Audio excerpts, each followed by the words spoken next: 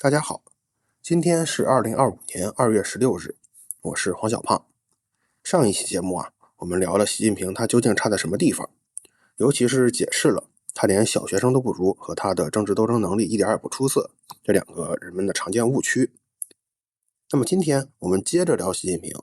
看看他这些性格和智力上的缺陷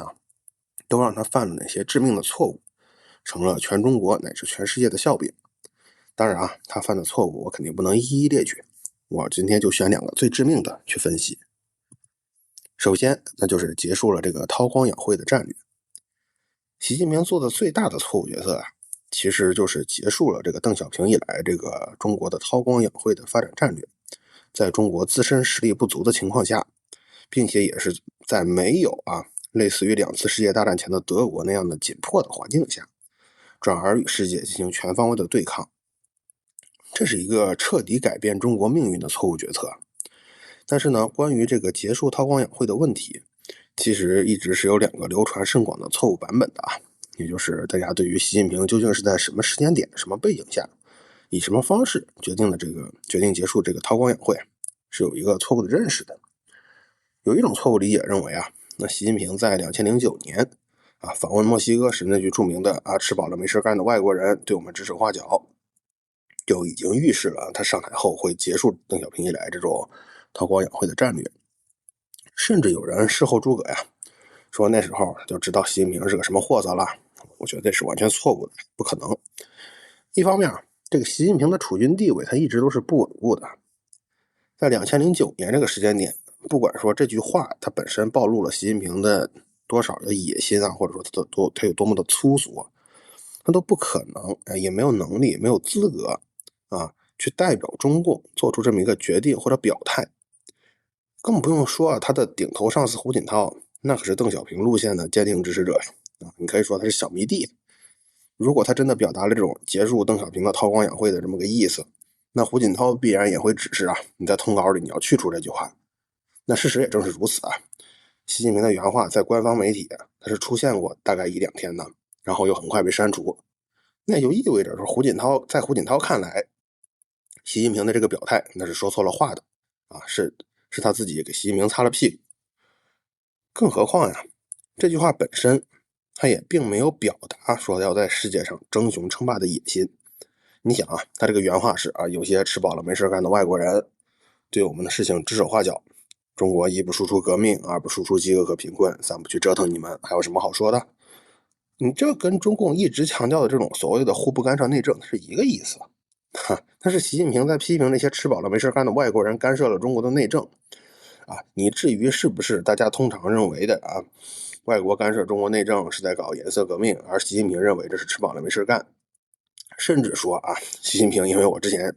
视频提到他这个基础认知的缺失，导致他把颜色革命的尝试误认为是外国人吃饱了没事干，那这都有可能。但总归不是说习近平要在2009年越过胡锦涛向列强宣战这是不符合事实的。另一种观点呢，说习近平结束这种韬光养晦向全世界宣战的行为它是起源于2018年的中美贸易战甚至有些人认为这个时间点更晚它来自疫情初期这个中西方的对比它给了习近平一个错误的自信。你比如因为我一直很喜欢的博主老周他就是这个观点。但是在我看来这种观点它也是不对的。习近平川普上个任期他对中国的贸易战它是一种应激行为、应战行为。它的目的很简单，就要扭转贸易逆差。我们这里不去评价川普这种古早的重商主义思想本身的对错，但众所周知那中美之间这个贸易逆差它一直存在川普是第一个认为这玩意儿有问题的人这玩意儿损害了美国利益的人，于是尝试扭转它，最后失败了。所以你看到这个事情它同时有主动性和被动性的两面它不是一个类似于 trigger 一个性质的事件。至于疫情初期什么中国的防控效果好，给了习近平错误的信心觉得东升西降了那是习近平他跟列强宣战后误以为自己赢了那不是说他放弃这种战略决定要跟世界对着干的开始。原因很简单，当时美国已经打了贸易战，那习近平口中这些吃饱了没事干的外国人已经骑在他脖子上拉屎了，他还能等到疫情1年之后他才说好了OK 我不忍了，我要去干他。那么我认为习近平放弃这种韬光养晦的战略，那就是在他提出那个所谓的中国梦的那一刻。那有人会说说中国梦的内容，那不是说实现中华民族伟大复兴吗？那可是伟大复兴这个概念在16大就提出来了，它好像不是习近平创造的东西啊。这里我们就要讲到习近平的这个中华民族伟大复兴，他跟16大报告里边那个伟大复兴，以及跟之前所有的领导人自己的思想，什么科学发展观3个代表邓小平理论他们的本质区别。前面这些个理论你会发现他们有一个共同的特点，那就是他们都是局限于中国内部的它类似于中国文化中那个什么修身的这么一个阶段它不是平天下的阶段是中共领导人对党和国家提出的修炼自身的要求，对吧？什么中国特色社会主义，那么中共都代表谁怎么样才算科学发展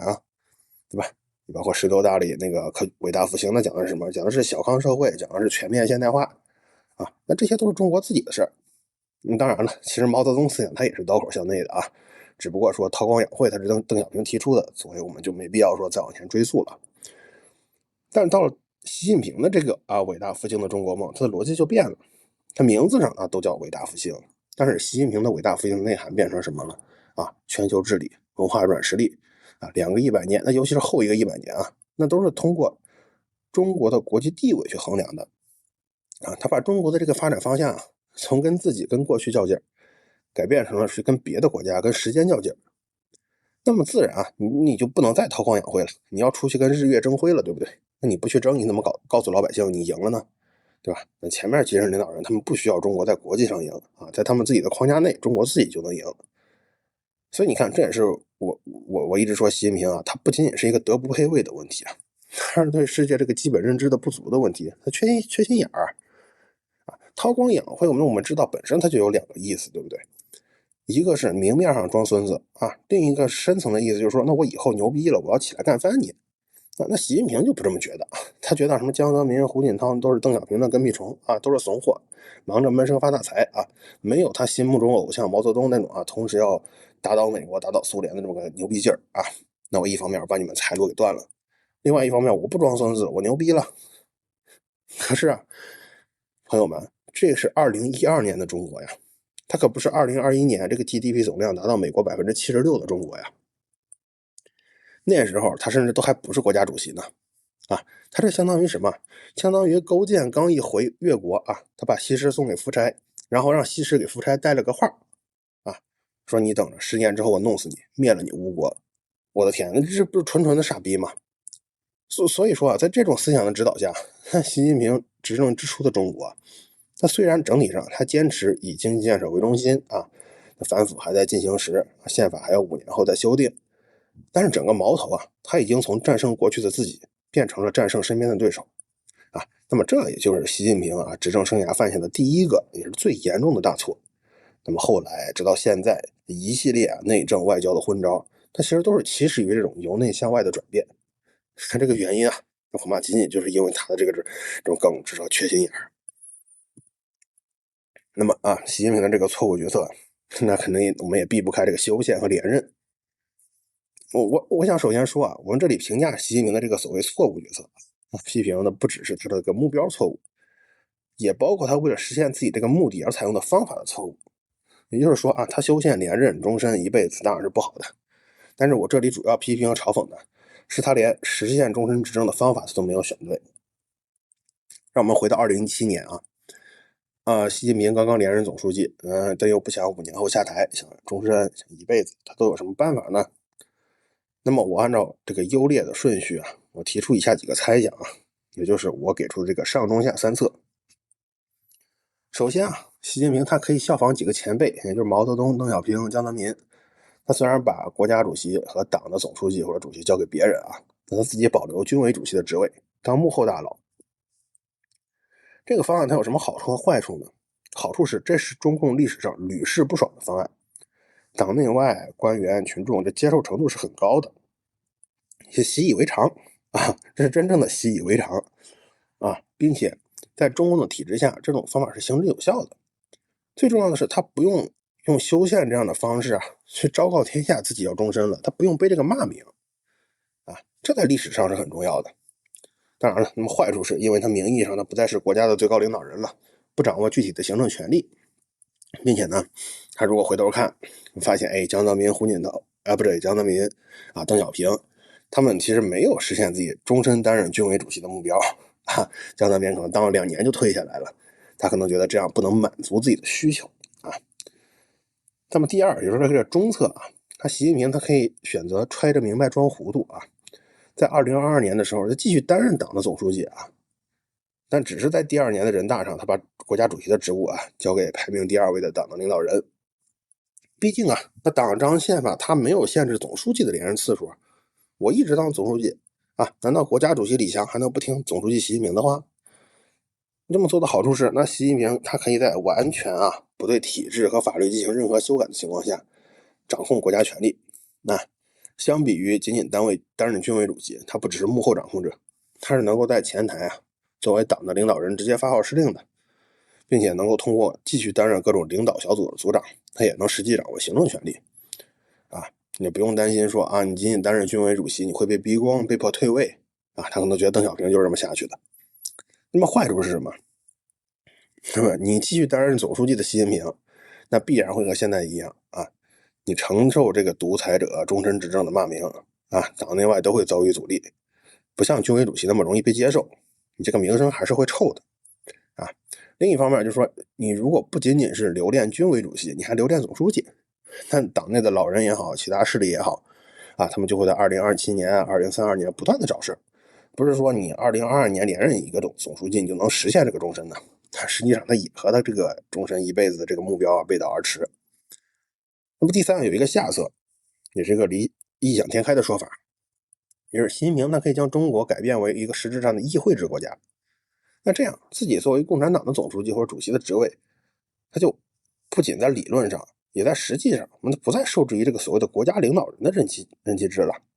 不再需要同步了啊，这就不是揣着明白装糊涂的问题了，而是说他就确实是不需要再同步了。那么这么做的好处是，他作为中国实际掌控者的地位，他是完全合法的啊，他不用像担任军委主席觉得自己会可能像前辈那样被逼宫被夺权啊，并且他确实也能够掌握具体的行政权力啊，毕竟共产党他是会被选上的嘛，对吧？但是坏处它也是显而易见的，那时候中共的执政地位它最终会受到威胁，因为体制变了啊，党内的集权也可能会被挑战，并且这种异想天开的方案那习近平本身他受制于自己的这个能力，他可能很难操作啊，很可能修宪本身就因为这个改动过大就难产了。但是那我们知道习近平他选择了第4种办法，也就是直接修改宪法把国家主席这个任期限制取消了昭告天下，在2022年之后，我要继续保持党的总书记、军委主席、国家主席3个职位于一身。你说这么做它有没有好处？当然是有的。那它可以确保说习近平在2022年之后的权力没有一丁点的减少这是前面几个方案都做不到的。并且这个方案呢还有一个好处，就是说他22年这关只要过去了，那就一劳永逸了，不可能再有人挑战他。但是这个方案的缺点太多了。首先公然的无限期的连任，那对他的形象那是一个重大的打击。我们也能观察到那整个世界对习近平个人的态度也是从修宪前后他有了一个明显的转变。第二，那习近平他2018年就告诉全党全国全世界我要连任，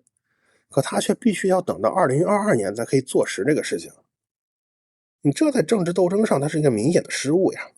他等于告诉所有的反对者说，嘿，哥们儿4年后要终身了，一辈子了，你们赶紧想办法吧，对吧？还有4年你说实话，要不是有疫情习近平非常幸运的大幅的增强了自己的社会管控能力。他这种把自己的心思写在纸面上的操作，能不能让他平稳度过这中间的4、5年都很难说第三，习近平的这个操作他同时断了自己的后路他再也不可能像邓小平、江泽民这样他既留恋着权力，他又可以在时势不再向着他的时候安稳退休。那他必须干到死，干到咽气干到毛泽东那样全身插满管子，屎尿味满屋都是第四，你这个操作让中共内部斗争的这个体面丧失掉了你包括你大到胡锦涛当着外国媒体的面被架出去李克强离奇死亡，小到什么李瑞环开会时不鼓掌被人解读江泽民遗体送到北京机场时因为没盖，说是给人在阳光下给人扑尸为什么？因为他没有退路了。所以在我看来你习近平你即使想终身一辈子，那也有比这个他所采取的这种修宪取消国家主席任期的好用的多、体面的多的方式但他却选择了一条在我看来最不体面、最不安全也没有自己留后路的方式。这都不能说是什么优秀的政客不该犯的错误了，这你但凡是一个成熟的普通的政客，你都不应该这么憨当然了，正如我一开始说的习近平这个错误他是不胜枚举的，甚至可以说他执政期间的每一个具体的决定、每一个具体的政策呢，十有八九都是有槽点的。这也是为什么说他被冠以烂尾地的称呼，因为你做错了、撞了南墙了，事情成不了了，那你自然也就烂尾了嘛。至于他这样说每一步都走错，是不是又反过来说加速了中国的灭亡，算不算是一个福祸相倚的例子？那就又是个中国传统文化的问题了。那么大家都知道我对此的态度，这个我们可以回头再聊。好，今天我就讲这么多，谢谢大家。